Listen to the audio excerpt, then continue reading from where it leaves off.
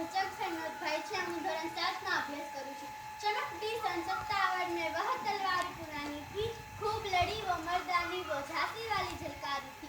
આજે હું તમને એવી વીરાંગનાની વાત કહીશ જે સમયમાં દીકરીઓને શાપનો ભાર માનવામાં આવતો હતો. તે સમયમાં ઝલકારીબાઈ ભારત ઇતિહાસ રચી નાખ્યો હતો. ઝલકારીબાઈનો જન્મ 22 નવેમ્બર 1830 બુંદેલના ખંડમાં થયો હતો. તેમનું મૃત્યુ 4 એપ્રિલ 1858 થયો હતો. ઝલકારીબાઈનો જન્મ એક ગરીબ કોળી પરિવારમાં થયો હતો.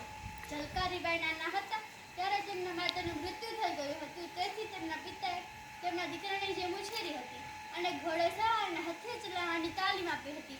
એક વખત ઝાંસીનો યોજાયેલ સમારોહમાં ઝલકારીબાઈ પણ ઝાંસીની રાણી લક્ષ્મીબાઈનો પહોળો ધારણ કરીને લડતા જેથી દુશ્મનોને ધોકા આપી શકાય. 1857ના વેલપક વખતે રાણીને કિલ્લાથી બહાર જવાનો સમય પડી ગયો. ઝલકારીબાઈએ તેમનો વેશ ધારણ કર્યો. ઝલકારીબાઈ દુશ્મનોના હાથ પકડતા તેમને ફાંસીની સજા આપવામાં આવી. કેપ્ટને કહ્યું, ભારતની 1% મહિલા પણ તેમના જે બહાદુરી બતાવતા અંગ્રેજોને ભારત છોડીને જવું પડે. બસ આટલું જ કહીશ. જય ભીમ.